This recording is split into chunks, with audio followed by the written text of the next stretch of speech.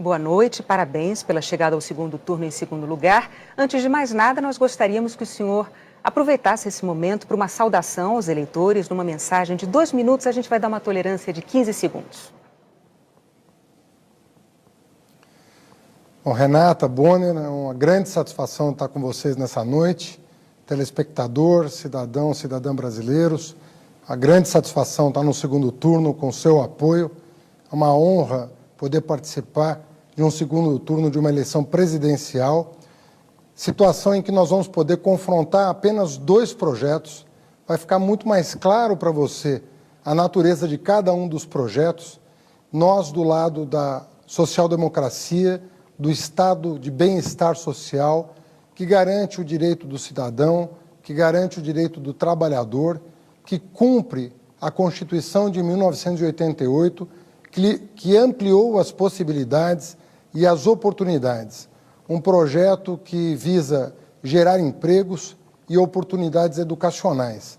Conforme eu tenho dito ao longo dessa campanha, eu que tenho apenas 20 dias de campanha e consegui atingir 29% dos votos, mais de 30 milhões de brasileiros e brasileiras confiaram no nosso projeto, eu tenho dito que uma pessoa tem que acordar e ter para onde ir. É como eu aprendi com meu pai. E isso exige do poder público oportunidades de emprego e de educação. É carteira de trabalho assinada numa mão e um livro na outra. Espírito desarmado em virtude do desejo de promover desenvolvimento com inclusão social. Nós não podemos pensar em outra natureza de desenvolvimento. Desenvolvimento para poucos não é desenvolvimento. A economia pode até crescer, mas ela não vai se estabelecer. O verdadeiro crescimento que nos interessa é aquele que é compartilhado com todos os brasileiros, sobretudo com os mais vulneráveis. É esse projeto de Brasil que nós queremos defender nesse segundo turno e o faremos com muita responsabilidade e com muito respeito a você, eleitor, eleitora.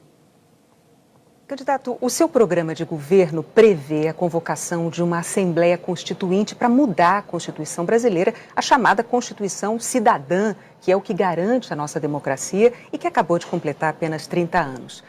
Juristas dizem que a nossa Constituição, ela não permite a convocação de uma Constituinte, não há previsão para isso. Só há previsão de reforma por uma emenda constitucional e que precisa da aprovação de 3/5 dos deputados e dos senadores. E essas emendas, elas não podem mudar cláusulas pétreas. Essas não podem ser alteradas de jeito nenhum.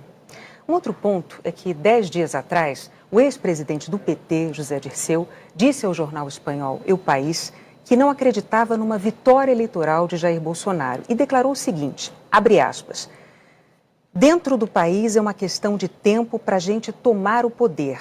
Aí nós vamos tomar o poder, o que é diferente de ganhar uma eleição.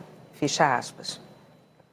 O que o senhor diria aos seus críticos que se preocupam com a democracia brasileira no caso de o senhor se eleger presidente? Bom, em primeiro lugar, sobre a primeira pergunta, nós revimos o nosso posicionamento. Nós vamos fazer as reformas devidas por emenda constitucional. Quais delas? Em primeiro lugar, a reforma tributária. No Brasil, quem sustenta o Estado é o pobre, infelizmente. Quem paga mais imposto proporcionalmente à sua renda é o pobre. E os muito ricos não pagam absolutamente nada, pagam uma proporção muito pequena da sua renda. Essa reforma tributária será feita por emenda constitucional, que prevê, inclusive, a isenção de imposto de renda para quem ganha até 5 salários mínimos. Uma proposta defendida por nós desde janeiro de 2018 e que contempla o nosso plano de governo. A segunda reforma importante é a reforma bancária. Não é possível continuar convivendo com essa concentração de bancos, com as taxas de juros que eles cobram do empresário que quer produzir e do consumidor que quer comprar no crediário. Se nós fizermos com que o juro baixe, o lucro do empresário sendo maior que o juro, as pessoas vão voltar a investir e vão voltar a contratar. E se nós diminuirmos os impostos da classe média e dos mais pobres, eles voltarão ao mercado de consumo e exigirão dos empresários que contratem força de trabalho para produzir mais. Essas duas medidas são essenciais para a retomada do crescimento e vão ter que ser feitas por emenda constitucional.